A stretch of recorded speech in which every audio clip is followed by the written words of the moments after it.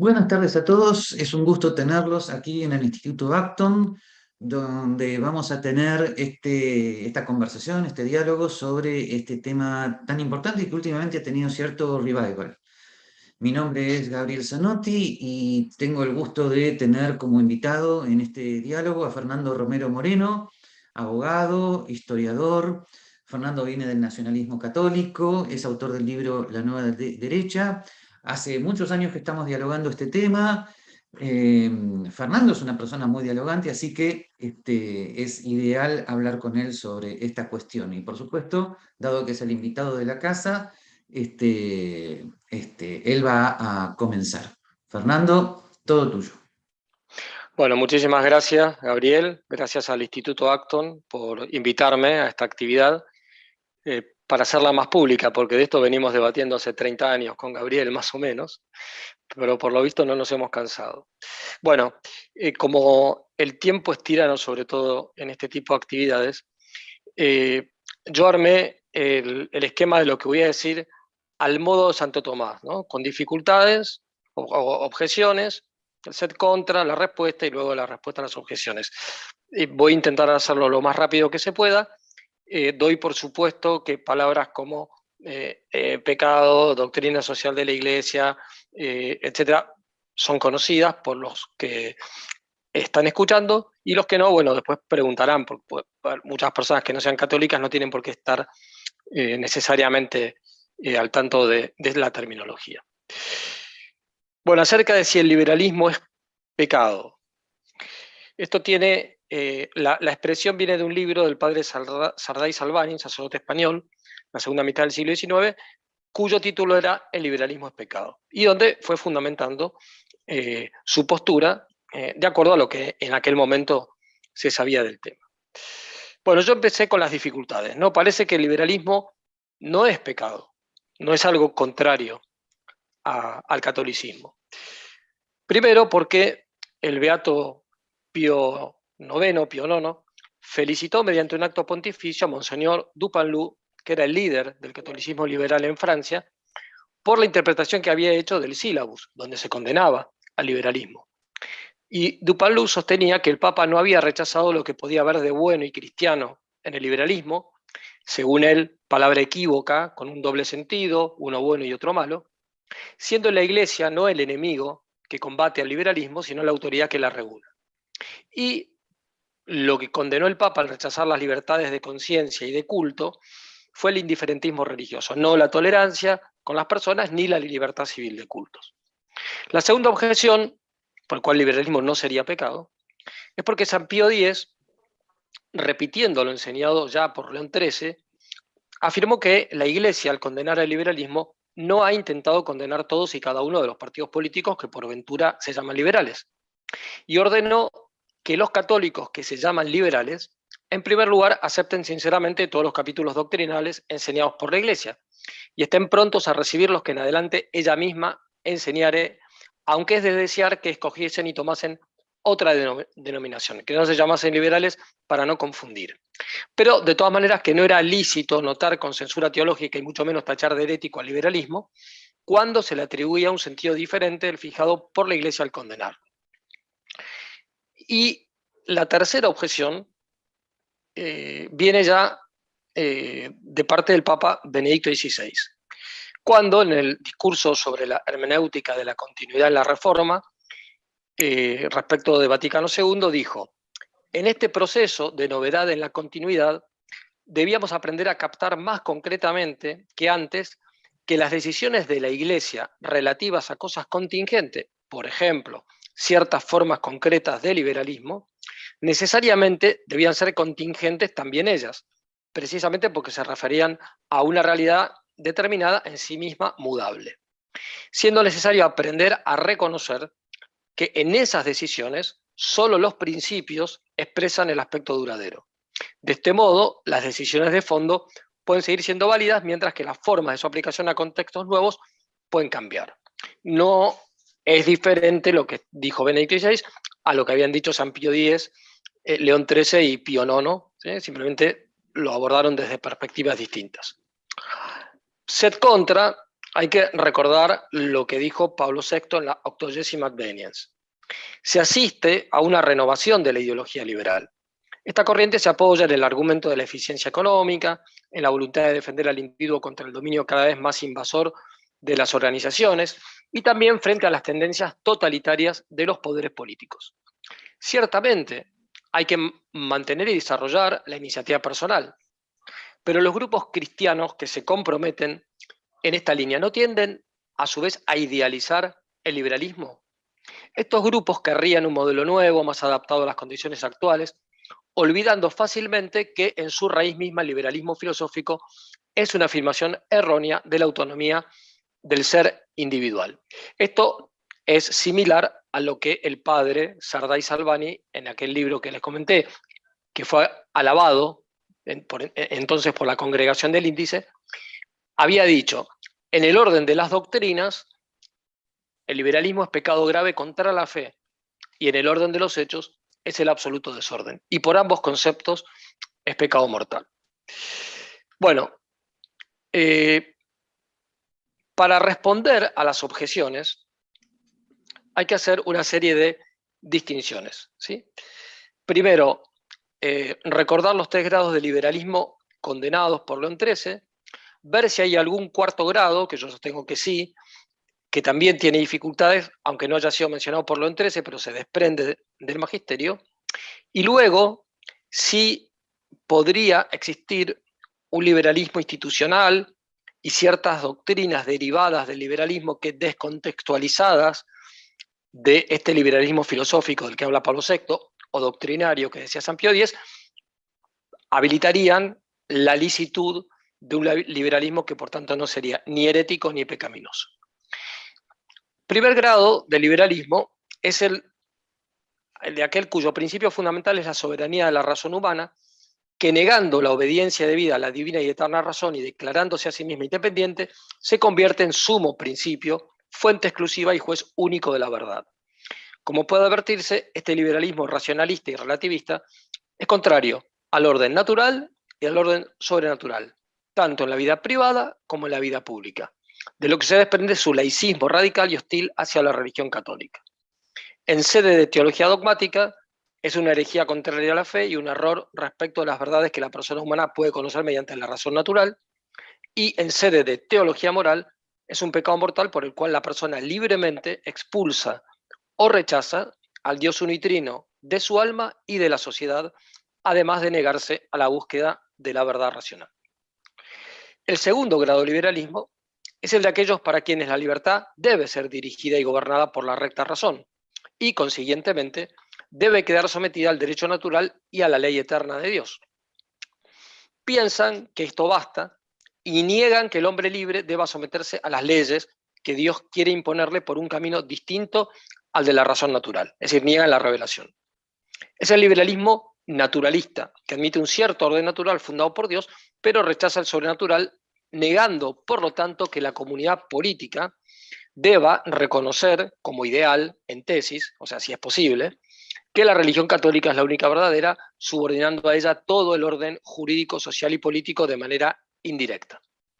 Queda claro que este liberalismo naturalista también es una herejía, porque niega la revelación, la necesidad de la Iglesia para la salvación, la realeza social de nuestro Señor Jesucristo y la doctrina tradicional acerca del Estado católico, decantándose por un laicismo moderado y un naturalismo racionalista, que respeta la práctica privada de la religión, mas no su necesaria influencia en el orden social. Por todo esto, es también objetivamente un pecado mortal que priva a la persona humana en su vida individual y social de la fe verdadera y de la gracia santificante. El tercer grado de liberalismo es el que afirma que las leyes divinas deben regular la vida y la conducta de los particulares, pero no la vida y la conducta del Estado. Es lícito en la vida política apartarse de los preceptos de Dios y legislar sin tenerlos en cuenta para nada. De esta doble afirmación brota, decía León XIII, la perniciosa consecuencia de que es necesaria la separación entre la Iglesia y el Estado. Por tanto, este liberalismo reconoce que hay un orden natural y en ciertos casos también sobrenatural, pero solo para la vida privada. Es decir, no admite la influencia de ninguno de los dos órdenes en el ámbito público. Hasta ahí creo que con Gabriel no hay demasiadas diferencias porque él lo ha escrito seguro en el artículo del año 88 sobre el liberalismo y también en Judeocristianismo, Civilización Occidental y Libertad, que estos 3 grados de liberalismo no tienen nada que ver con el liberalismo clásico de corte anglosajón, por lo menos con su eje central. Yo, en cambio, considero que a la luz de un estudio integral de la doctrina social de la Iglesia, a estos 3 grados hay que añadirle uno que yo llamo de cuarto grado, una invención mía,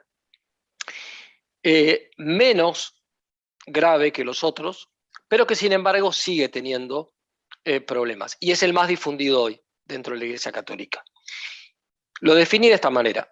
Se trata de aquel liberalismo que admite la necesidad del orden natural, tanto en la vida privada como pública, y del orden sobrenatural para la vida privada y para la vida pública no estatal, con la excepción de Gabriel, que admite como ideal, aunque lo ve difícil, pero sigue admitiendo como ideal el Estado católico.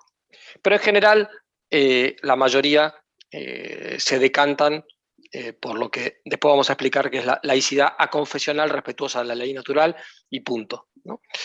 Bien, de modo que la mayoría de este liberalismo no considera el orden sobrenatural para el orden político, sí para el orden público no estatal. Y defiende una libertad religiosa entendida como inmunidad de coacción externa, lo que está bien, pero con los únicos límites de los derechos de terceros y el orden público conforme al orden objetivo moral. Esta era la redacción de Dignitates Humanae en Vaticano II.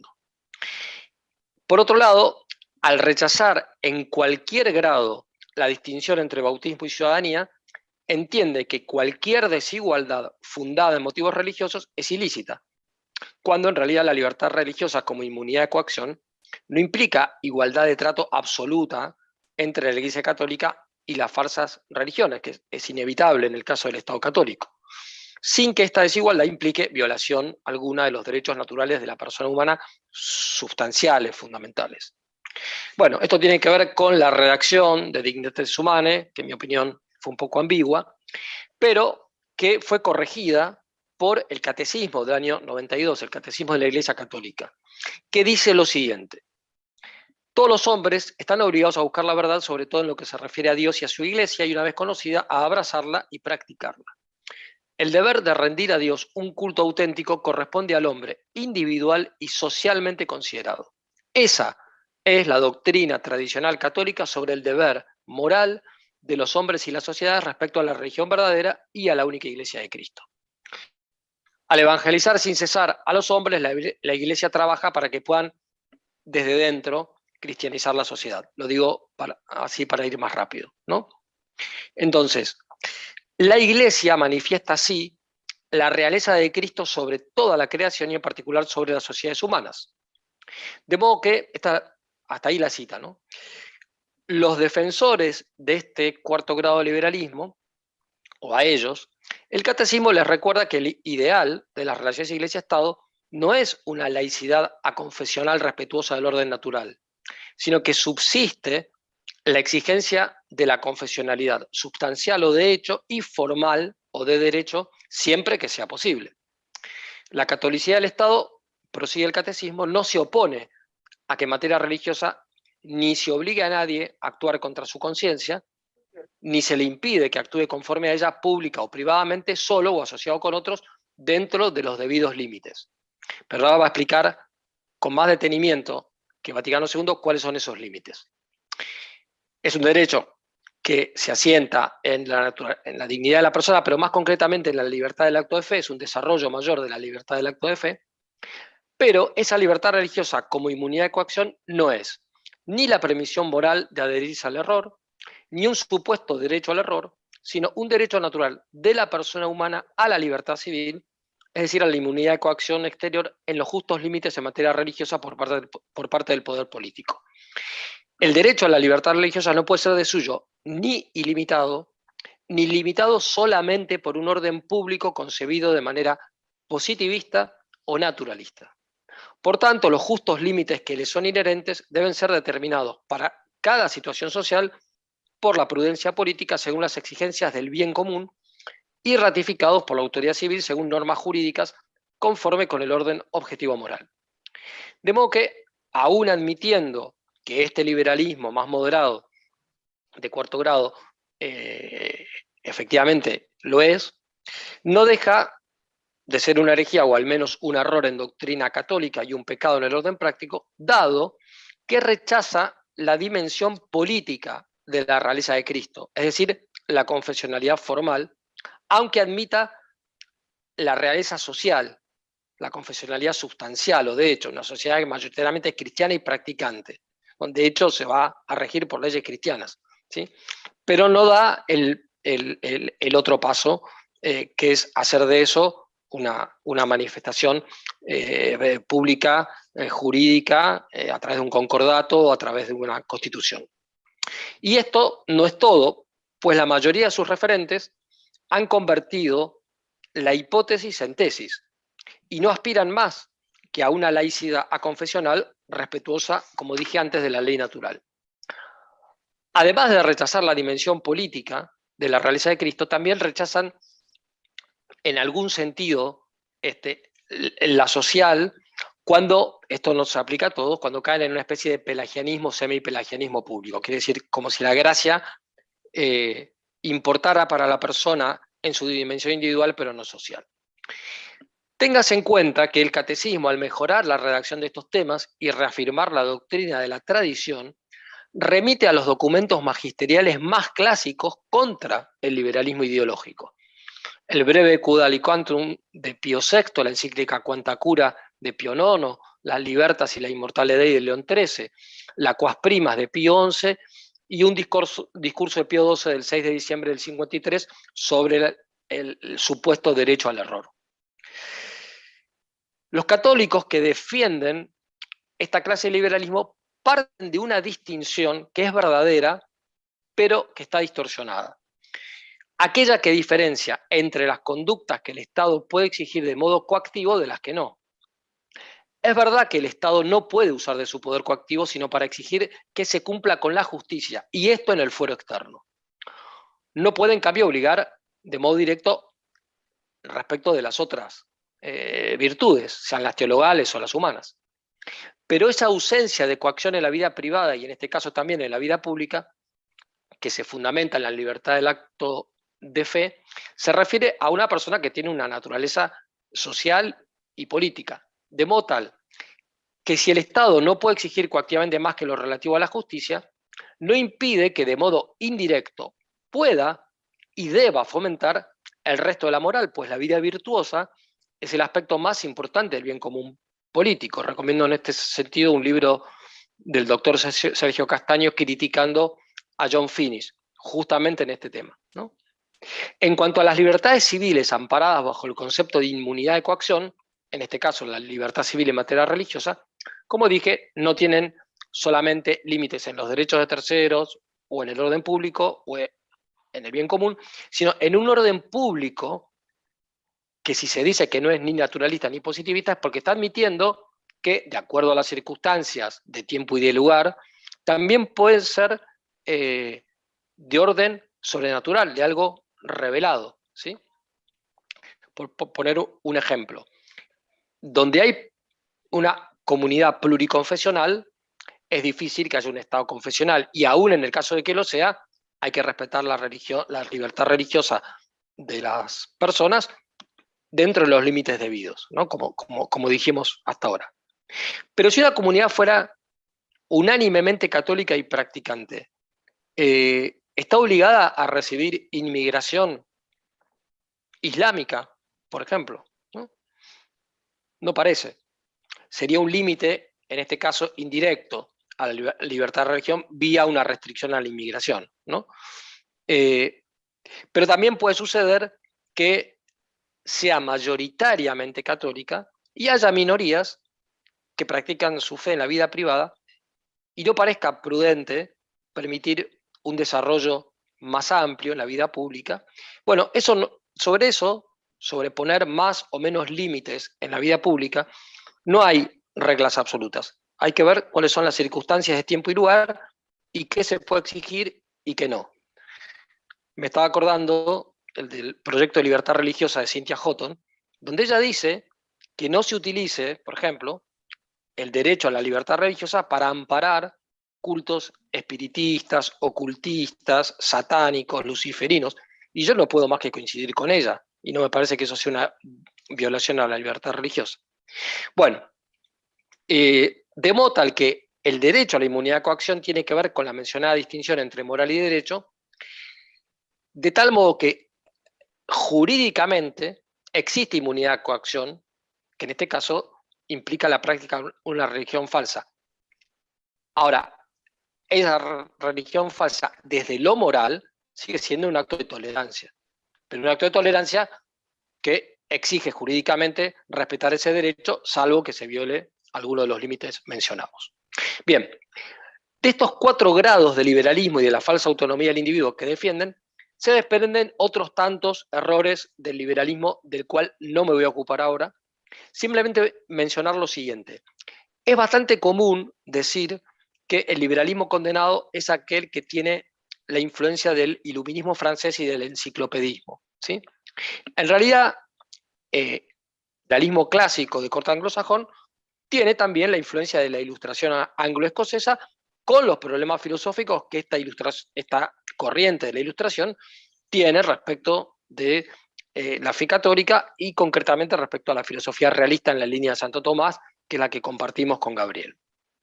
Por supuesto que no se dan todos en igual grado ni en todos los liberales, sería caer en una generalización indebida, pero sí se dan muchos, por ignorancia, por debilidad, por malicia, y esto tiene una consecuencia práctica importante, y es que una alianza coyuntural con sectores liberales solo puede darse con este liberalismo de 4º grado siempre que los objetivos sean honestos, los medios moralmente lícitos, y en tanto no sea posible que haya otros partidos más ortodoxos respecto de la fe católica. Y los católicos que estén en esas alianzas, como sucede conmigo en este momento, debemos seguir proponiendo y difundiendo la tesis del Estado católico a través de los medios propios de la batalla cultural y espiritual. De modo que al buscar el respeto por los valores mínimos de un estado de hipótesis, o sea, que no es el ideal, pero que es el aceptable dadas las circunstancias, no la convirtamos en la tesis, no nos olvidemos de proponer ese ideal de la cristiandad, en definitiva, ¿no? Ahora, ¿qué pasa con esas formas eventuales de liberalismo no contrarias a la verdad católica, de acuerdo a lo que dijeron León XIII, San Pío X y Benedicto XVI? Bueno, yo entiendo que esas, dicho en el año 2022, ¿sí? Pero teniendo esos antecedentes, yo creo que eso se refiere a instituciones que surgieron como fruto del liberalismo, pero que no están indisolublemente unidas a el individualismo, el laicismo, el utilitarismo, el positivismo o cualquiera de las fundamentaciones filosóficas que tienen la diversidad de autores liberales que existen y que parten de horizontes filosóficos distintos.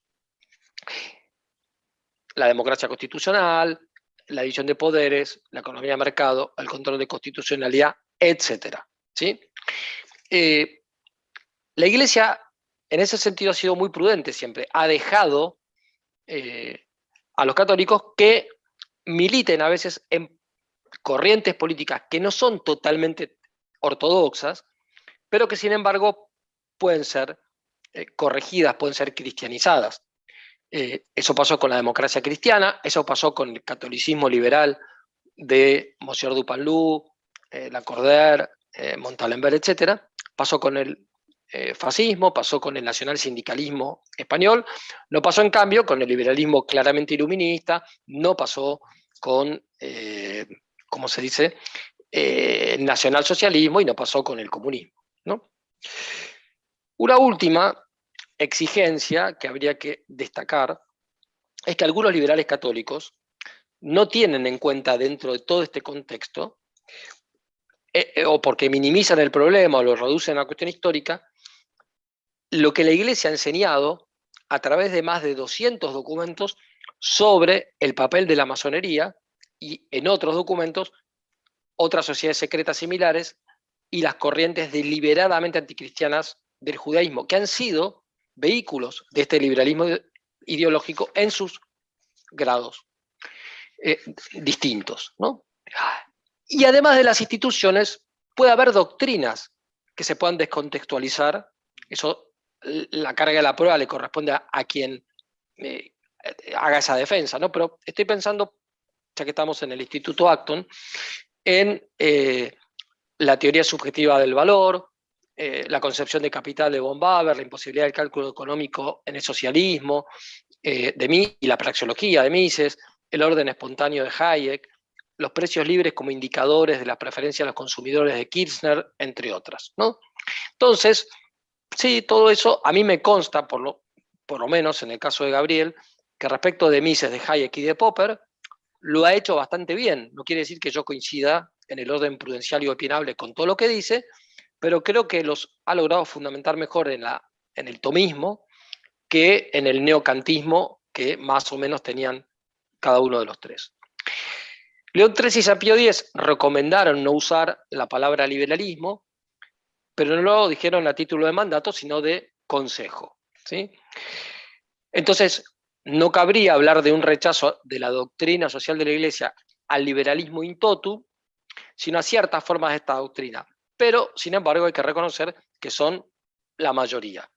De ahí que yo también me hago eco de eso. Yo recomendaría no usar la palabra liberal, como no uso la palabra, no sé, fascismo católico. No soy fascista, pero digo, soy nacionalista. Me parecería que confundiría, ¿no? En eso sigo lo que decía Castellani: el que no respeta las palabras no respeta mucho las ideas, el que no respeta las ideas no respeta mucho la verdad, y el que no ama amorosamente, enormemente la verdad, simplemente se queda sin ella. No hay peor castigo.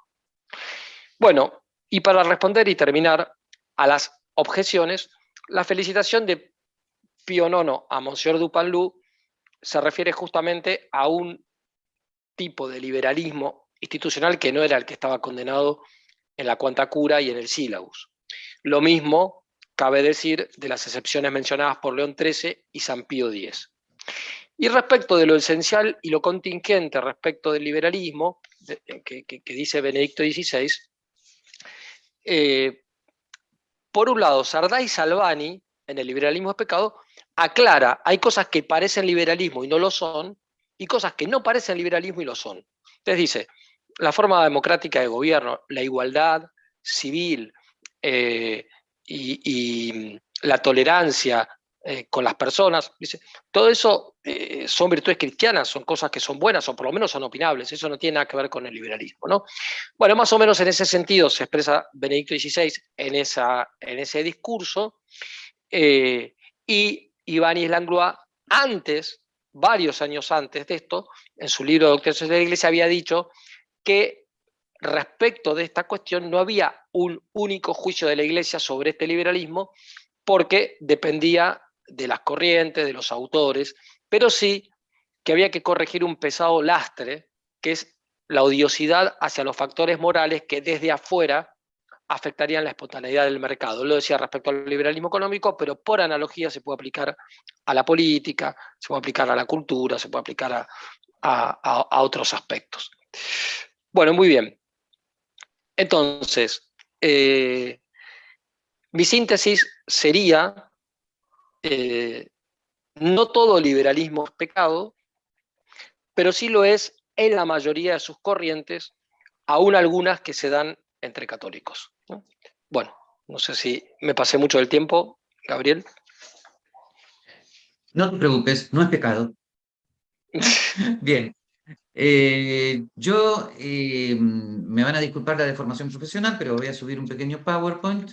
Lo que voy a decir ahora no es una respuesta a Fernando, ninguno de los dos sabíamos lo que íbamos a decir. En todo caso, dialogamos entre nosotros después si no hay preguntas. Pero creo que va a haber preguntas, así que por una cuestión de tiempo privilegiamos eso, ¿no? Eh, o sea, bien, el anfitrión inhabilitó la función. Necesito que, a ver, necesito compartir pantalla. Eh, no sé si estás ahí. Ah, listo. Ok, gracias. Muy bien. Perfecto. Bien. Ok. Vamos a comenzar con esta cuestión. Me van a disculpar, yo he preparado un PowerPoint autobiográfico, porque esta cuestión mm, la he seguido toda mi vida desde que comencé a defender el liberalismo clásico y podría seguir haciendo algunas aclaraciones, ¿no? Primero, ya en mi ensayo de 1984, Liberalismo y Religión Católica Apostólica Romana, me acuerdo que puse ese título para especificar, para hacer claro a qué nos estábamos refiriendo.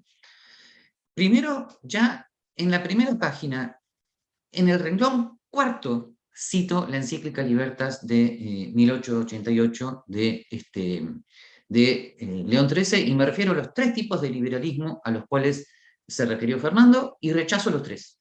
¿Okay?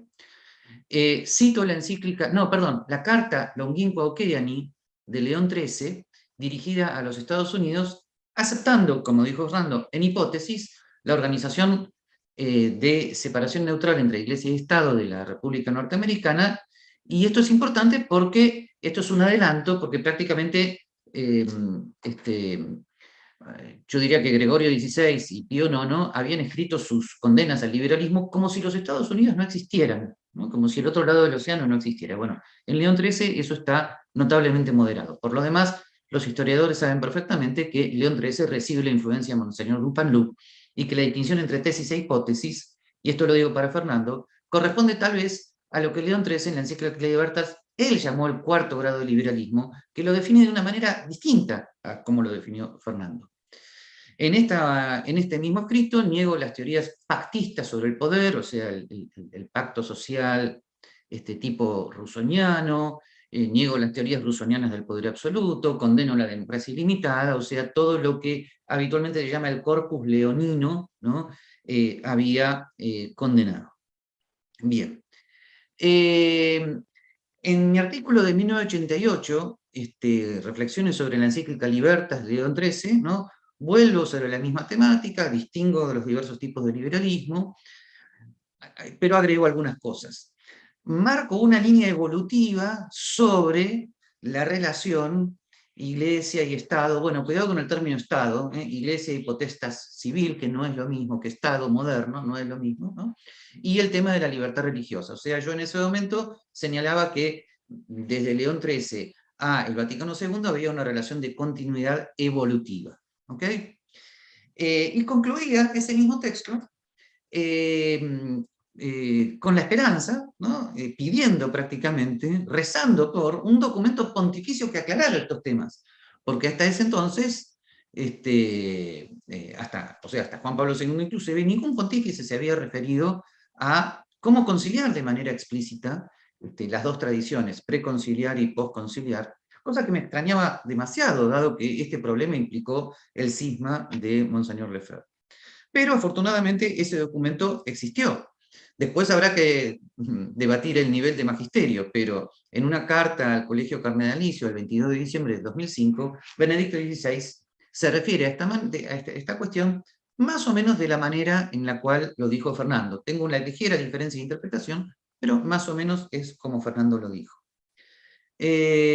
Por supuesto, sobre todo en mi libro Judeo-Cristianismo, Civilización y Libertad, pero sin embargo lo había hecho antes de manera indirecta, me refiero a la aclaración de Pío X, ¿no? Sobre que la aclaración de Pío X fue una instrucción que Pío X da a su secretario de Estado para que aclare al arzobispo de Bogotá, y antes se había hecho lo mismo con el caso español, justamente en ocasión del libro El liberalismo es pecado, que esa condena no significa condenar todos y cada uno de los partidos políticos que se llamen liberales, y tampoco, sigue el documento, no era lícito notar con censura teológica y como herético el liberalismo cuando se le atribuye un sentido distinto, ¿no? Bueno, siempre yo dije que era increíble que esta aclaración que había sido hecha en tiempo de Pío X, ¿no? Más o menos desde 1980 en adelante, la tuviéramos que seguir repitiendo, ¿no? Como si esto no hubiera existido, ¿no? Era algo relativamente insólito. Los demócratas cristianos que conoce Fernando, conservadores, me refiero a Romero Carranza, Ordóñez, etcétera, etcétera, conocían esta distinción perfectamente, y la verdad era relativamente injusto que, como se sigue haciendo, y no voy a nombrar a nadie, todavía hoy algunos sacerdotes jovencitos hablen del liberalismo y pecado como si estas aclaraciones no existieran, ¿no? Y eso que algunos de ellos dicen que son especialistas en historia. ¿Okay? Eh, Luego, el mismo Benedicto XVI tiene aclaraciones sobre la palabra liberalismo, ¿no? En fin, acá Fernando habría que discutir, tal vez Benedicto XVI, a la luz de los consejos de León XIII, resulta imprudente, ¿no? Pero el mismo, esto no es argumento de autoridad, por supuesto, el mismo Benedicto XVI elogia a un liberalismo en sentido cristiano cuando escribe una carta a Marcelo Pera sobre el libro que él mismo escribe sobre el tema. Por supuesto, esto no tiene nivel de magisterio ni siquiera ordinario. Y también es muy interesante, ¿no? En un mensaje que da el Santo Padre, nada más ni nada menos que en ocasión de la unificación italiana, o sea, hablando del Risorgimiento, que sería un típico ejemplo, si se quiere, de Estado laicista, tal vez segundo y tercer grado de liberalismo condenado por León XIII, etcétera, etcétera. Ahí Benedicto XVI rescata a católicos italianos que colaboraron con la prudencia correspondiente con el Risorgimiento y habla de una sana concepción liberal, ¿no? Incluso con una afirmación que recuerda a Montalembert, ¿no, Fernando? Cosa, comillas, peligrosa, ¿no? Ciudadanos, ciudadanos ante el Estado y religiosos ante la Iglesia. Bueno, en fin, por supuesto yo sé que cualquiera va a poder decir, bueno, estoy en desacuerdo con Benedicto XVI, pero que lo digan, porque habitualmente no lo dicen. Él ha escrito todas estas cosas y los que siguen insistiendo con que el liberalismo es pecado, ignoran todo lo que Benedicto XVI ha dicho sobre el respecto, o lo que es peor, lo saben y no lo dicen. ¿Y saben qué? Eso sí es pecado. No sé qué tipo, pero eso es deshonestidad intelectual. Eh, por supuesto, en toda mi vida, ¿no? Entonces yo aclaré de qué estoy hablando yo cuando hablo de liberalismo y cuando me sitúo dentro de la línea de los liberales clásicos católicos del siglo XIX, algo bastante ignorado dentro de la Iglesia, lamentablemente, y por supuesto también dentro de la mayor parte de los liberales, excepto por supuesto los que se dedican en serio a filosofía política como Enrique Aguilar, ¿no? ¿De qué estoy siempre hablando yo? Estoy hablando o sea, de las libertades individuales. Lo pongo en signo de interrogación como diciendo, ¿esto es pecado? ¿No? Estoy hablando de las libertades individuales. Ahora, por supuesto, las aclaraciones de siempre, ilimitadas, etcétera, etcétera. No, no, me refiero a estas libertades de las cuales ya hablábamos Nuremberg y Lacordaire, la libertad de expresión, de enseñanza y de religión, cuya aclaración y cuyos límites permanentemente hacemos los liberales católicos, ¿no? Por supuesto, siempre me he referido a la sana laicidad del Estado, ¿no? Fernando sabe perfectamente que en el artículo sobre la encíclica Libertas, en el humanismo del futuro, en judeocristianismo, civilización occidental y libertad, afirmo en tesis la confesionalidad del Estado, si bien, por supuesto, mi prudencia me indica que eso de hoy es culturalmente más imposible que vivir en Marte, ¿no? Pero lo afirmo en tesis. Tal vez acá con Fernando tenemos una diferencia prudencial.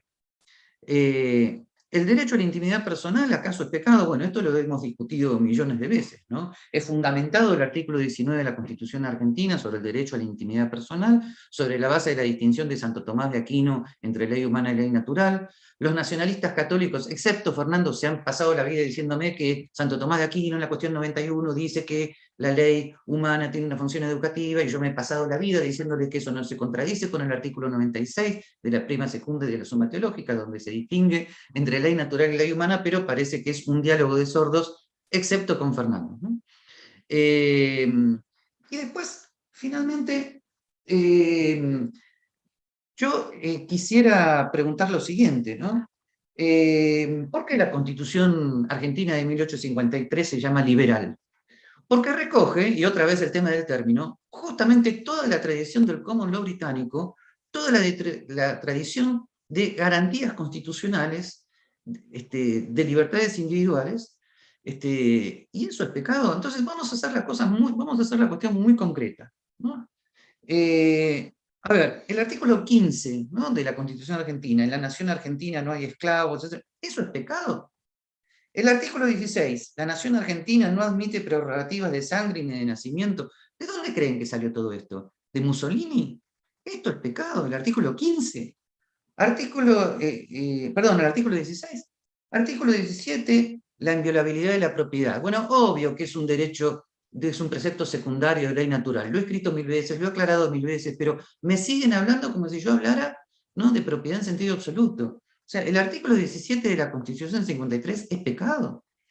El artículo 18, ningún habitante de la nación puede ser penado sin juicio previo, etcétera, etcétera. Se recoge toda la tradición de las garantías constitucionales que Friedrich Hayek explica su evolución perfectamente en el libro Los Fundamentos de la Libertad. Entonces, las garantías constitucionales, ¿eso es pecado? ¿No? Y ni que hablar del artículo 19, las acciones privadas de los hombres. Bueno, si quieren lo leo completo, ¿no? Las acciones privadas de los hombres que de ningún modo afecten la moral pública ni perjudiquen a un tercero quedan solo reservadas a Dios y exenta de la autoridad de los magistrados. Es una maravilla de redacción. Originalmente parece que está redactado por Gorostiaga, ¿no? Quedan solo reservadas a Dios y exentas de la autoridad de los magistrados. No está diciendo que las acciones privadas de los hombres son todas buenas, ni dice que son todas malas, ¿no? Dice reservadas a Dios, exentas de la autoridad de los magistrados. Es el derecho a la intimidad personal, que por lo demás es un derecho que podría solucionar muchos debates de vida pública que hoy se discuten, ¿no? Pero para mí, y esta tal vez es una diferencia con Fernando, este es el grueso del liberalismo clásico institucional. O sea, esta es la clave, este es el núcleo central. El núcleo central no consiste en las teorías filosóficas de los filósofos políticos del liberalismo. Los filósofos políticos del liberalismo clásico anglosajón eran gente muy sencilla, gracias a Dios, no eran tan imaginativos como Hegel y etcétera, no hacían sistemas sociales in abstracto, basados en vaya a saber qué, y no sigo, ¿no? Eran abogados de los de antes, ¿no? Los autores del Federalista, Adams, Madison, Jay, el mismo Jefferson. No hay que tomar un examen de Santo Tomás de Aquino a Jefferson y ponerle dos, y concluir que por lo tanto la Declaración de Independencia norteamericana es anticristiana. De ninguna manera. Dios, todos los hombres han sido creados a imagen, han sido creados iguales por Dios y otorgados de los siguientes derechos. Eso es totalmente cristiano y es la base de los Estados Unidos, ¿no? Con sus circunstancias históricas, por supuesto.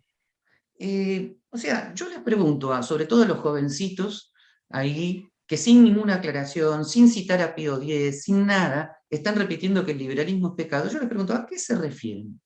¿A qué se refieren a estos artículos de la Constitución Argentina? ¿Y qué me van a decir? ¿Que eso no es liberalismo? Bueno, decirlo lo pueden decir lo que quieran, pero esta no es una cuestión nominal. O sea, yo les aseguro que los totalitarios de todos los colores saben perfectamente qué es el liberalismo. Pregúntenle a Fidel Castro qué es el liberalismo. Pregúntenle a Putin qué es el liberalismo. Pregúntenle a Joe Biden qué es el classical liberalismo, qué es el libertarian, ¿no? Y si se acuerda, ¿no?, va a execrar de todo ello, lo va a odiar, como coherentemente corresponde a cualquier totalitario. Así que yo, en cierto sentido, lamento que este debate siga teniendo vigencia. Las aclaraciones están todas hechas. Si a veces no se hacen, depende de la audiencia. ¿Ok? Y eso es una cuestión prudencial en la cual uno a veces se puede equivocar o no, ¿no? Así que bueno, esta es mi posición. Y por supuesto, respeto totalmente la posición de Fernando. Hay que ser honesto intelectualmente. El derecho a la libertad religiosa en el catecismo está establecido como él lo dice, y está bien, simplemente su aplicación depende luego de las circunstancias concretas de lugar y tiempo. Bueno, dejo de compartir, o tal vez algún enemigo me va a decir, dejate de jorobar. Bien, pero por ahora dejo de compartir pantalla, que dado que hay que aclarar tantas cosas, cuando yo digo dejo de compartir, no es dejar de tener caridad y de compartir los bienes. Como tengo que aclarar todo últimamente, quiero aclarar que cuando digo dejo de compartir, es dejo de compartir pantalla. Ustedes van a decir, Gabriel, eso no es un buen chiste. ¿Saben qué? No sé si es buen chiste, pero les está mostrando prácticamente la obsesión, el odio absoluto, ¿no?, de muchos que discuten con nosotros del Instituto Acton. Tenemos que aclarar todo, ¿no? Y ¿saben qué? Cuando hay buena voluntad, no es necesario aclarar todo. ¿Ok? Bien, gracias. Y Fer, si querés decir algo antes de pasar a las preguntas antes de pasar a las preguntas, te quiero decir que lo que yo dije no es una respuesta a lo que dijiste vos, si bien intercalé algunas cositas, pero no es un intento de respuesta. Bien. No, yo entiendo, además conozco perfectamente cuál es tu postura, sí leí tus libros, eh, o artículos, o lo que sea, no, no todos, pero la gran mayoría. Eh, una aclaración histórica sería eh, que esas libertades y garantías de la Constitución, si bien es verdad que están sacadas de la tradición anglo-norteamericana, las teníamos también en el derecho hispánico, cosa que vos has leído en mi libro sobre la nueva derecha, Sí, y que sí. en la tradición hispánica esas libertades estaban garantizadas en los fueros, ¿sí? De modo tal que incluso el primer parlamento o cortes, como se dice en España, que se convoca para autorizar, ya no me acuerdo ahora si era suba de impuestos o declaración de guerra, fue creo que 50 años antes que la Carta Magna de Juan Sin Tierra. Y de eso está lleno la historia medieval española. El famoso lema de la Revolución Norteamericana, no hay impuestos sin representación, eso es típicamente medieval. Los reyes no podían decidir Ujú. declarar guerra o aumentar impuestos si el Parlamento, que era un Parlamento estamental, corporativo, pero con esta distinción, que no eran corporaciones que estaban en el poder, sino que representaban intereses de bienes comunes parciales ante el poder. Entonces, no estaba el problema del corporativismo fascista, donde se puede confundir el bien común parcial con el bien común general.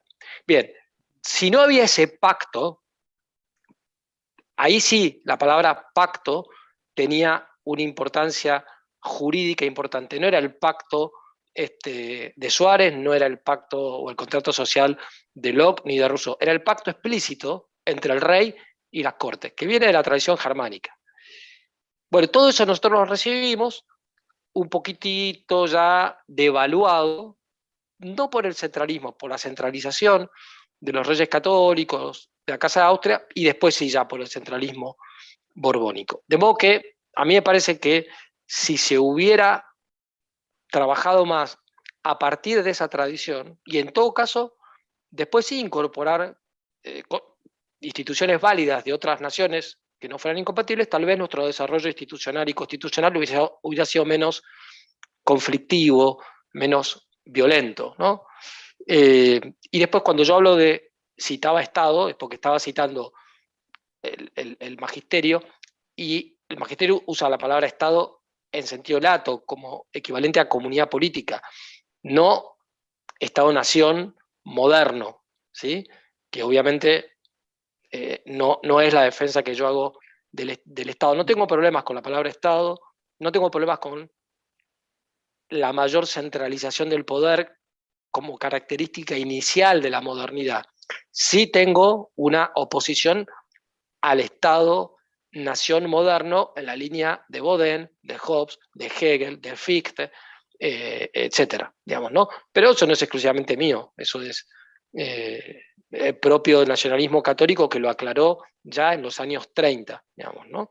Por supuesto que el nacionalismo es un fenómeno muy amplio, pero en la tradición de Curra Medrano, de Membiel, de Castellani, etcétera, todo eso está. Más o menos claro, depende de los autores, pero está, ¿no? Así que bueno, eh, para no complicarnos, Sí, porque el tema es Estado con los libertarios y con los tradicionalistas, es todo un sí, sí. problema. Yo soy más simple en ese sentido.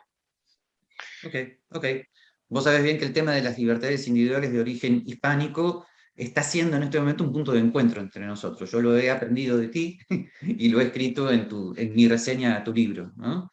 Dada la tradición en la que yo me formé, comillas, no llegué a eso, pero es cierto que tal vez la Argentina se hubiera podido organizar de otro modo, ¿no? Y bueno, Y sobre el término Estado hay eh, muchas. más cosas que decir. El otro punto de encuentro es lo de la Escuela de Salamanca.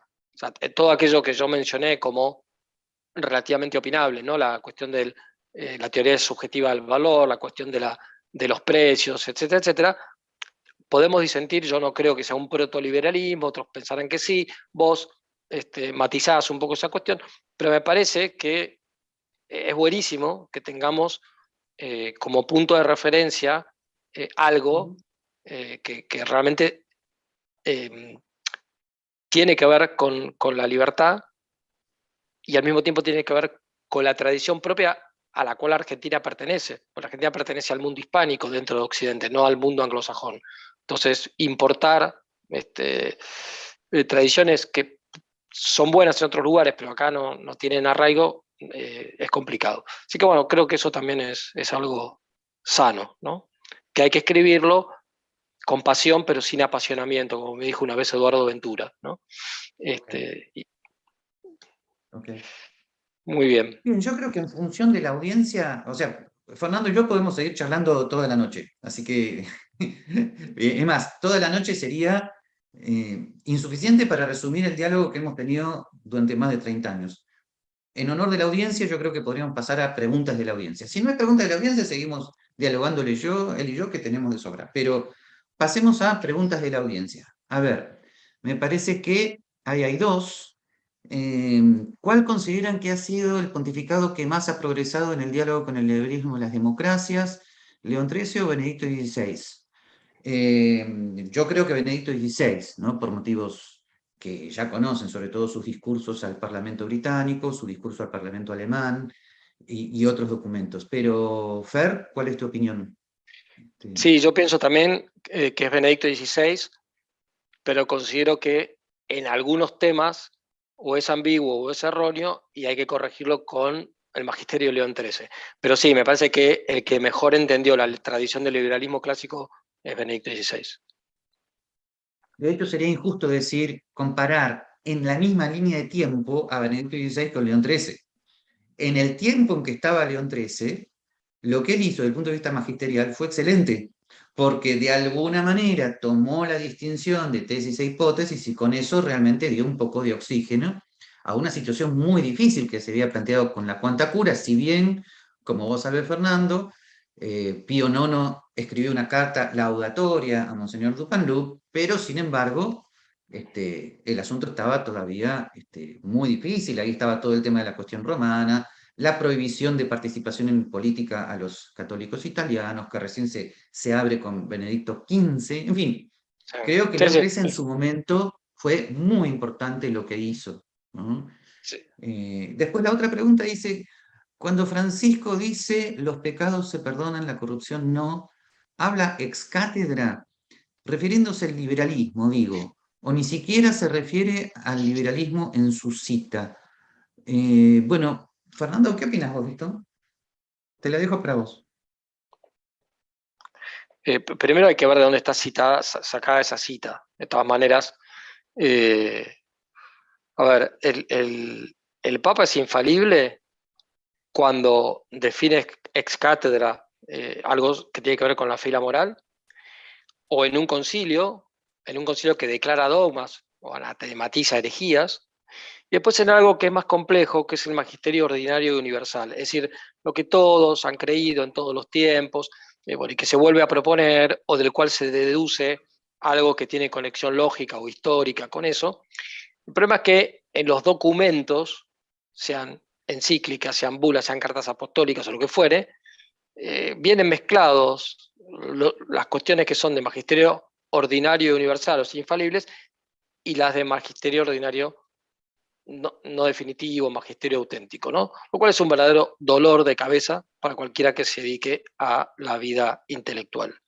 Entonces, bueno, a ver, la corrupción, sí, creo que nadie va a estar en contra de condenar la corrupción. La cuestión es ver la causa de esa corrupción. Entonces, a mí me parece que en el magisterio y en las enseñanzas de los papas hay que tener muy en claro esto. ¿Hasta dónde está la infalibilidad dónde está lo que es opinable y dónde está lo que directamente es la opinión del Papa, ¿sí? Cuando el magisterio no es definitivo, Pío XII y Juan Pablo II pidieron un obsequio religioso de la inteligencia y de la voluntad interno y externo, a pesar de que se está reconociendo que es un magisterio que puede estar equivocado o que puede cambiar. Entonces, yo durante mucho tiempo, por la formación que recibí y que Gabriel conoce bien, yo trataba de aceptar cada una de esas cosas. Sabía que, lo que eran consejos prudenciales no había ningún problema en disentir, pero todo lo que era magisterio ordinario siempre había que aceptarlo. Y entonces yo hacía, creo que todos hacíamos, unos malabarismos para ver cómo interpretar correctamente algo que era evidente que era un error. ¿Sí? 2 más 2 es 5, no, es 4. No, no, pero lo dice el Papa en el magisterio ordinario no definitivo. Y entonces, al final, con este papado, me saqué eso de encima por una cuestión de sentido común y de orden natural. No me pueden obligar a decir que 2 más 2 es 5 en el ejercicio de un magisterio que la misma Iglesia reconoce que no es definitivo y que puede tener errores. Lo recibo, sí, con respeto, pero si tengo claro eh, que no es, que hay un error, entonces no lo acepto y punto, porque mi obediencia es al magisterio de todos los papas. Y más que al magisterio, como bien lo hablábamos con Sergio Castaño hace unos años no, hace unos días, eh, tenemos que hablar un poco menos de magisterio y más de la verdad católica, que está en la tradición apostólica, parte de la cual se transmitió de manera oral y llegó y parte quedó escrita bajo inspiración divina y es la Biblia. Y el magisterio interpreta aquellas cosas que generan dudas y que hay que aclarar para evitar errores, herejías o lo que fuere. Pero en los últimos 200 años tenemos una inflación magisterial. Entonces, la verdad es que llega un momento es que es bastante complicado. Y con este pontificado, realmente eso es como si hubiera hecho metástasis, ¿no? Entonces yo lo acepto a Francisco como el Papa válida y lícitamente elegido, lo sigo en todo lo que él enseña y que siempre ha enseñado la Iglesia, pero la verdad es que muchas cuestiones que enseña y que son contrarias a la verdad católica no lo sigo, y que me perdonen los papólatras, pero si tengo que brindar, como decía Newman, entre la conciencia y el Papa, elijo primero brindar por la conciencia y después por el Papa, ¿no? Bien entendido, conciencia recta, etcétera, etcétera, ¿no? Y no digamos nada de los consejos prudenciales que da Francisco para combatir la corrupción, porque resulta que esto es de público conocimiento, creo que no va a escandalizar a nadie, que para él no hay ningún problema en reunirse con Milagros Salas o con Alberto Fernández o con Cristina Fernández de Kirchner, y después es lapidario con personas que no están en su línea de pensamiento, incluso aunque estén equivocadas, digamos, ¿no? Y no hace mucho misterio de eso.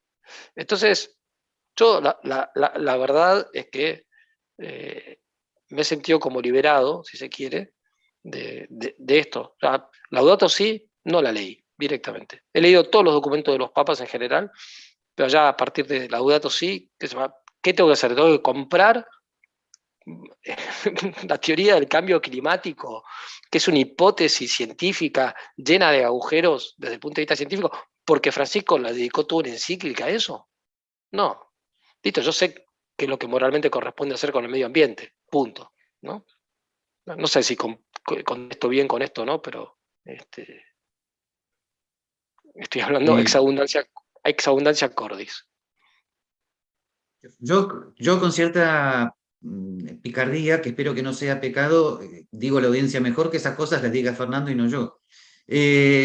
Bien, acá los ángeles custodios del Instituto Acto están diciendo que hay muy buenas preguntas de Diego Serrano Renodet, eh, este, y dos o tres más. Entonces, mientras esperamos que la suban, leo la siguiente pregunta. Respecto al artículo 19, ¿qué sería la moral pública y quién es el legítimo para definirla y aplicarla? Bueno, acá estoy seguro que va a haber algunas diferencias entre Fernando y yo. No sé, hace mucho que no conversamos el tema, pero para mí la diferencia es de aplicación prudencial. Creo que la moral pública es una cuestión jurisprudencial que los jueces van determinando y depende de las circunstancias históricas.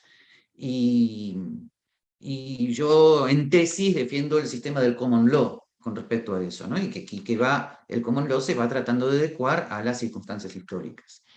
Eh, Tal vez es un modo demasiado simple de resolverlo. Fernando, que es abogado, tal vez tiene algunas cositas adicionales. No sé si querés decirlas. No, me gustaría sí que pudiéramos tener un sistema donde los jueces puedan resolver casos concretos con más fuerza que la que tiene. Acá la ley es más importante que la jurisprudencia. De todas maneras, no estaría en contra, en tesis, de que algunas cuestiones pudieran estar sujetas a censura previa, pero eso es anticonstitucional en la letra.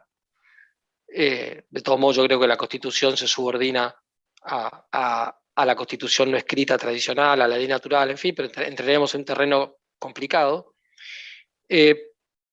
Pero de todas maneras, independientemente de estos temas, creo que moral pública tiene un núcleo que no se modifica y otro que sí, porque depende obviamente de las tradiciones culturales.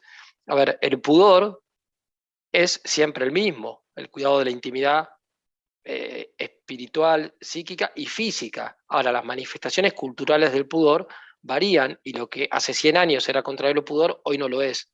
Entonces, eh, por de pronto, las personas que eventualmente tengan que dictaminar sobre este tema, sea previo o posteriormente a la exhibición de un escrito o de una obra de arte, tienen que ser personas bien formadas y al mismo tiempo con la apertura mental como para no, eh, digamos, eh, opinar sobre estos temas o dictaminar sobre estos temas sin justamente sin digamos, tener en cuenta esas circunstancias de tiempo y de lugar, salvo los actos que son intrínsecamente malos. O sea, si hay una obra de teatro que es blasfema, ¿sí?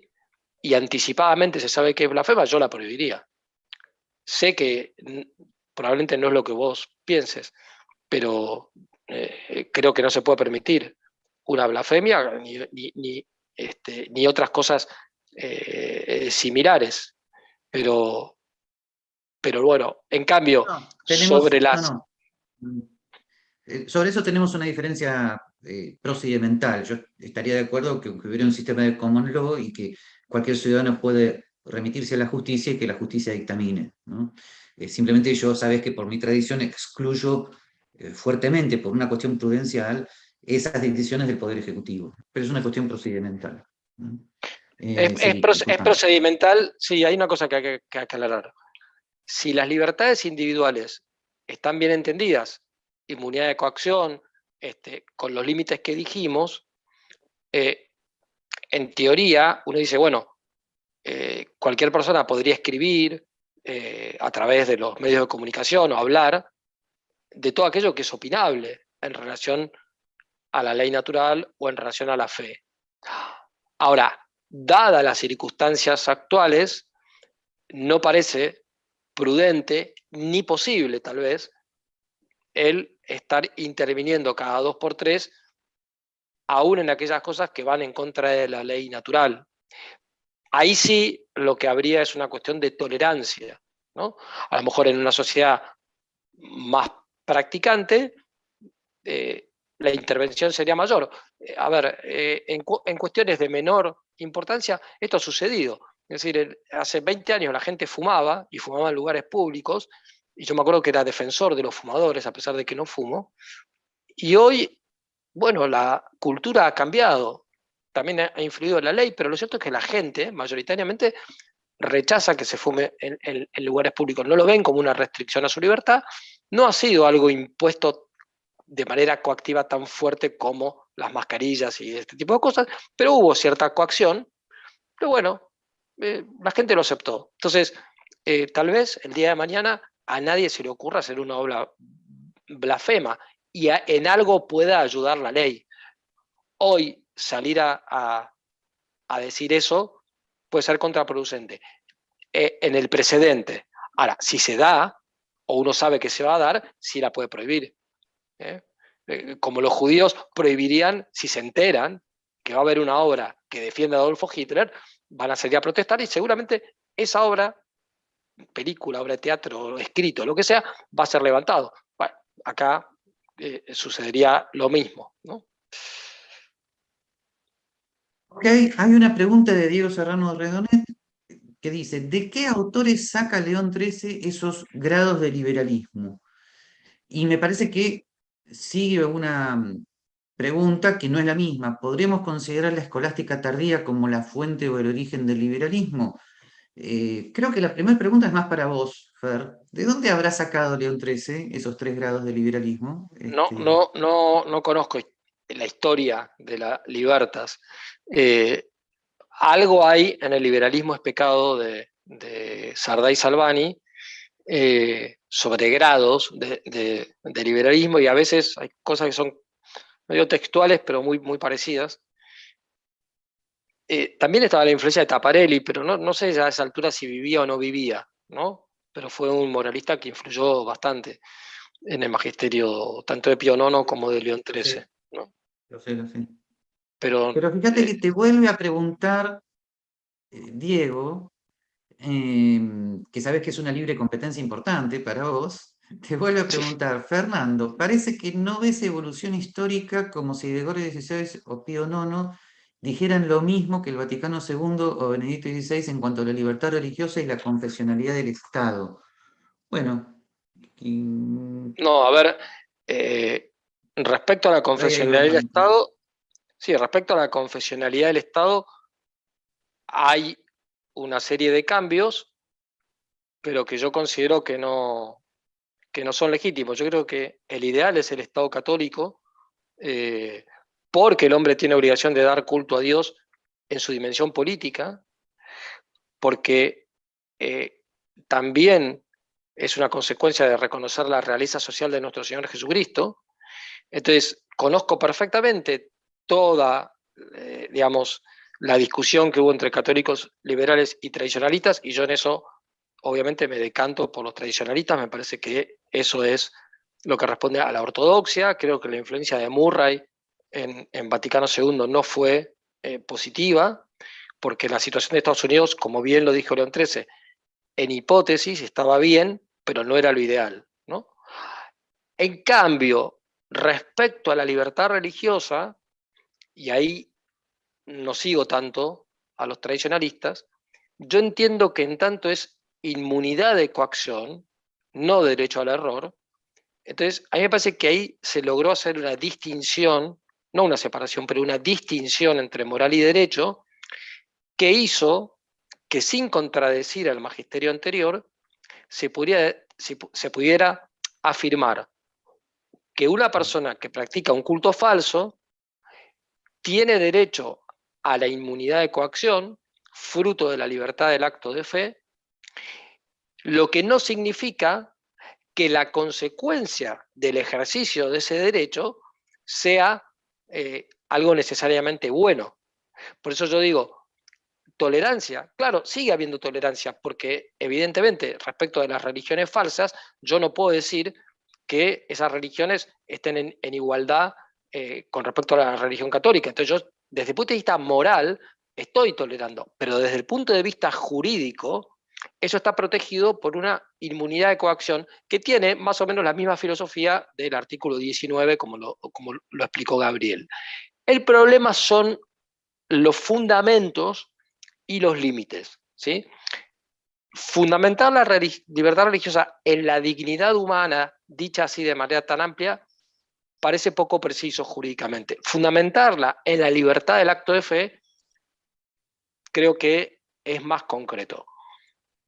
Luego está el tema de los límites. Y el problema principal está en la cuestión de la dimensión pública, porque la Iglesia siempre respetó, en teoría, después hubo de todo, ¿no? En la práctica, pero digo, la teoría siempre respetó la libertad del acto de fe, siempre respetó que, dadas ciertas circunstancias, se pudiera permitir el culto público de una religión, e incluso ciertas manifestaciones públicas, bajo la doctrina de la tolerancia. Eh, entonces, Dignitatis Humanae es muy ambigua en ese sentido, porque pone unos límites que son difusos. En cambio, el catecismo, cuando viene a decir que los límites no son solamente derecho a terceros o un orden público naturalista, etcétera, me parece que vuelve a la doctrina anterior, pero no significa una vuelta absoluta. No niega la libertad religiosa, no niega la inmunidad de coacción, pero aclara que no es un derecho al error y aclara la cuestión de los límites. Entonces, por poner un ejemplo que a mí me parece el mejor, Franco tenía un concordato del año 53, si no recuerdo, que la Santa Sede había dicho que era ejemplar. Era el concordato modelo. ¿Sí? Al lado de España estaba Portugal, y Oliveira Salazar no tenía un estado confesional formal, porque las circunstancias de Portugal no lo permitían. Tenía una confesionalidad de hecho sustancial, ¿no? A tal punto, esto Pío XII se lo tenía claro, de modo que cuando habló de sana laicidad, él no la opone a Estado católico, que en un momento determinado el embajador de la Santa Sede de España ante la Santa Sede le pregunta al Papa si no se puede flexibilizar un poco este tema porque le estaba trayendo prejuicios. O sea, España no entra al plan Marshall por no tener libertad religiosa. Y Pío XII le contesta, a España se le exige más porque puede dar más. Entonces, esto que prácticamente es lo que se venía sosteniendo, no desde la época de Teodosio, sino desde el primer Estado católico que existió, que fue casi 100 años antes, Armenia, y que se mantuvo hasta 1965, de golpe parece que la Iglesia estuvo equivocada durante 2000 años. No, a ver, puede haber un desarrollo, no una evolución, un desarrollo homogéneo del dogma. Y entonces, en materia de libertad religiosa, hacer estas modificaciones que en mi opinión no son contradictorias con el magisterio anterior. ¿Qué bueno, no sé si se le impuso, pero la ley de libertad religiosa que saca Franco, que firma Franco, es una ley de libertad religiosa tan amplia, que directamente dinamita la unidad católica española, que mayoritariamente era lo que el pueblo español vivía o respetaba, digamos, ¿no? Se podía haber hecho una ley de libertad religiosa un poco más restrictiva, acorde con Vaticano II, si hubiéramos tenido el catecismo hubiera sido mejor, y no algo que fue un elemento más que hizo que España en cosa de 15 años cambiara absolutamente sus costumbres. Yo no soy tan ingenuo de pensar que la gente cambió por la ley de libertad religiosa. Tampoco estoy de acuerdo con los que dicen que como España se abrió al mundo económicamente, entonces eso fue malísimo porque se introdujeron costumbres inmorales en España. Hay una cantidad de factores que influyen en eso. Pero me pareció absolutamente imprudente que se pasara de una exigencia tan estricta de parte de Pío XII a 10 años después o 15 años después a una libertad religiosa que era imprudente, realmente era imprudente. En consecuencia, yo sí acepto ese desarrollo homogéneo y acepto esos cambios. Si no, no estaría hablando de libertad religiosa, te diría, como muchos amigos míos tradicionalistas, que la libertad religiosa está condenada, ¿sí? Y que Vaticano II es un concilio herético. y que la contradicción es evidente. Bueno, yo no sostengo eso, pero sí sostengo que la redacción de Dignitatis Humanae es ambigua y está mejorada por el catecismo. Igual todavía me parece que hay mucho que trabajar en esta cuestión. Ahora, lo que digo de España, tal vez en otro lugar no lo diría.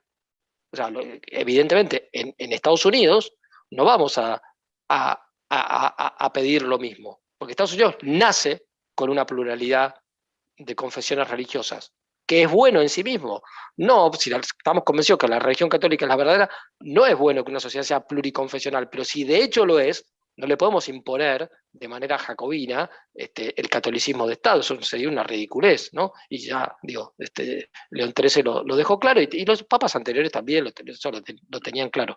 Entonces, no, bueno, no sé, puede parecer poco para los liberales católicos, puede parecer que estoy concediendo demasiado para los tradicionalistas. Bueno, pero mi visión es esa. Tranqui, Fer, en el Instituto Acton tenés libertad de expresión. Hay una pregunta para mí, de hecho, aprovecho para preguntarles a los ángeles custodios hasta qué hora tenemos. Hay una pregunta para mí, antes de pasar a otra de Diego. ¿El liberalismo se fundamenta en el antropocentrismo? Bueno, no. Primero ya saben que yo no hablo del liberalismo en abstracto, depende un poco del contexto, de la audiencia.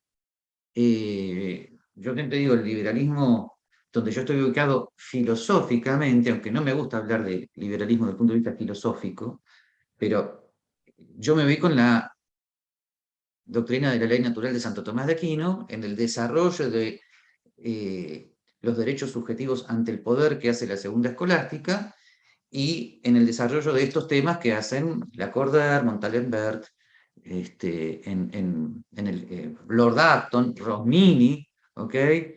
Luigi Sturzo, a fines del siglo XIX, y luego, como todos saben, le he adicionado a todo eso la tradición anglosajona, elementos que vienen de Mises y Hayek, etcétera, etcétera.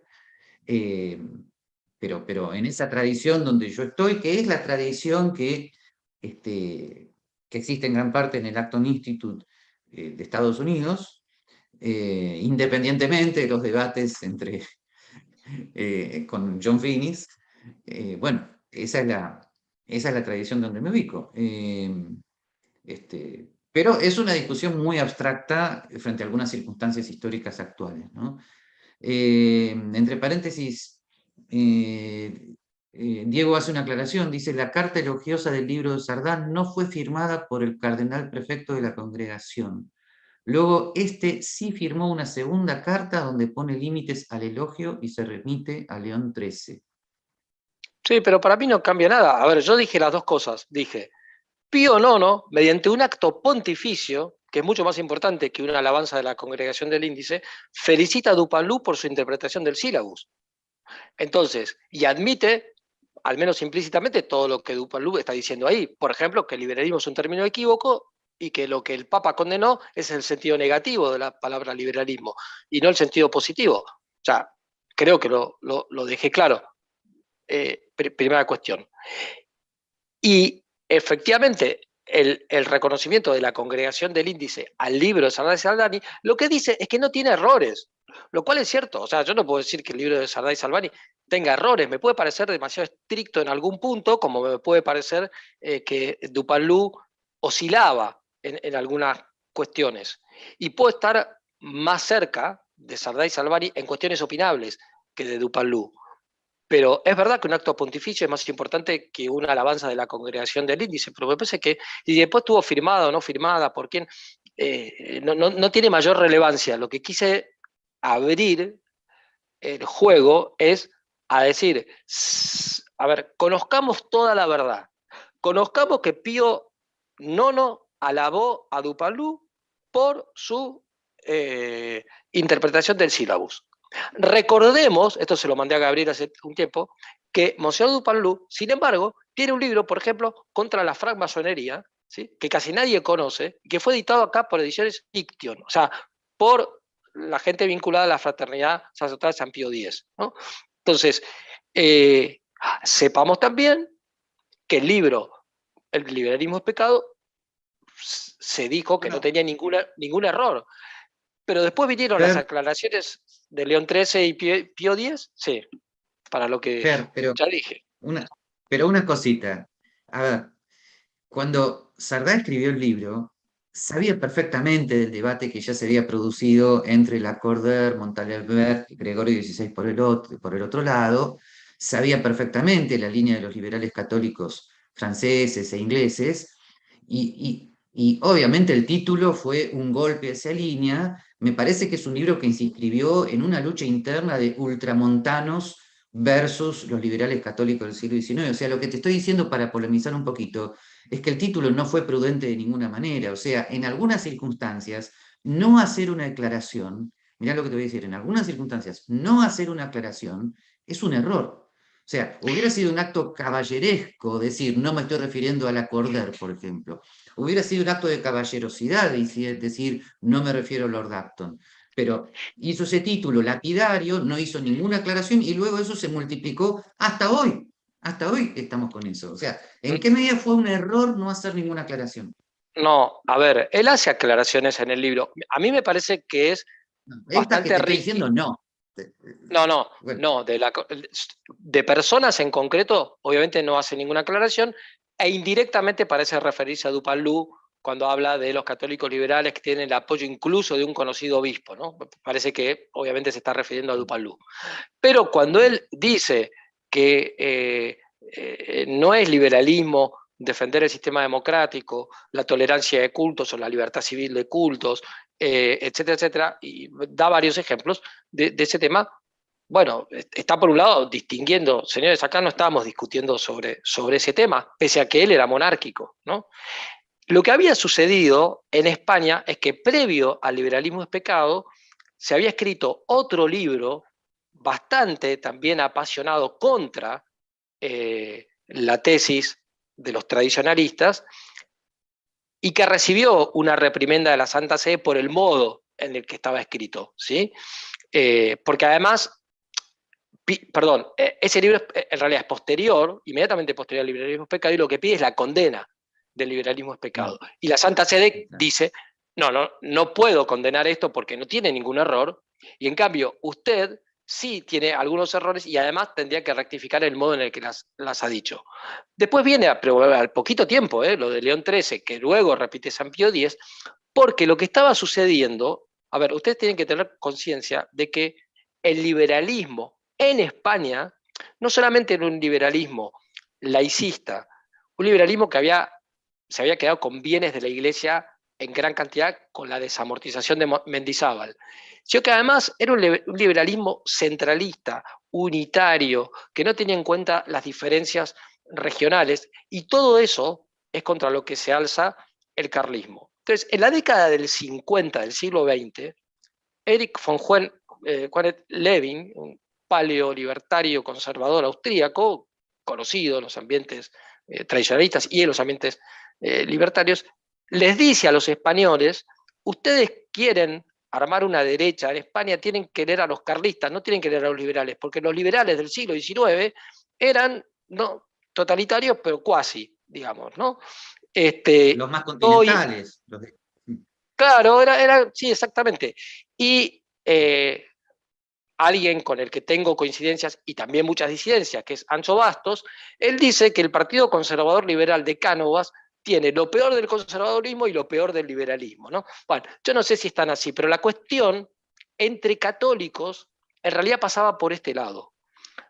Estaban los carlistas, que eran tradicionalistas, bien, regionalistas, etcétera.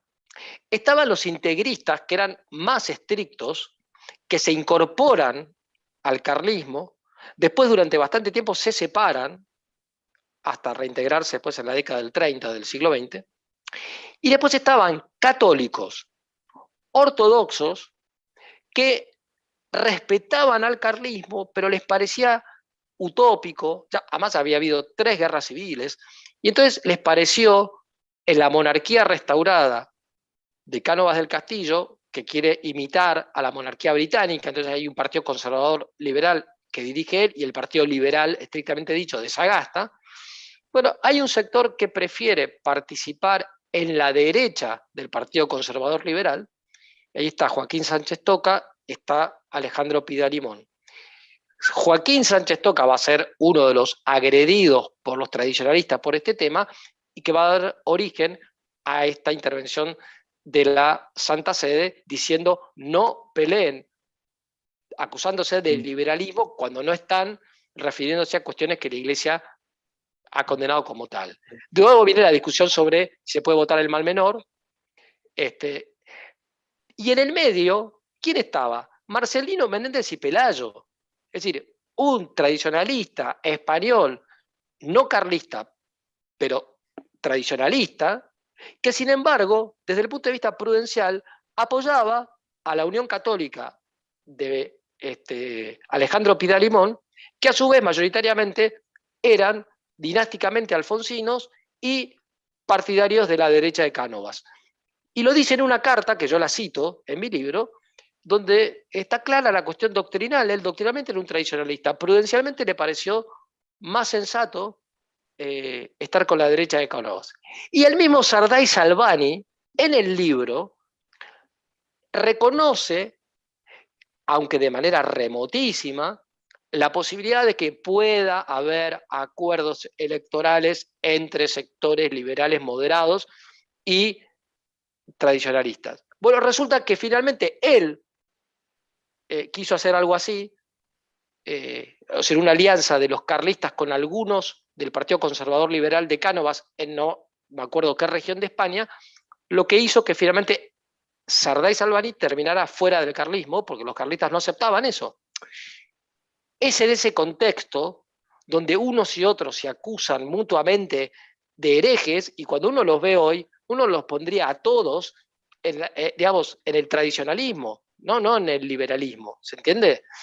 Entonces, bueno, los papas tienen que estar como mediando en esa situación, y para lo que eran los estándares de la época, creo que mediaron de manera bastante buena. Alguno me podrá decir, claro, bueno, pero esta primera aclaración la hizo Rampola. Rampola era masón, ¿no? Bueno, primero, masón no está demostrado que Rampola era masón, pero sí era liberal.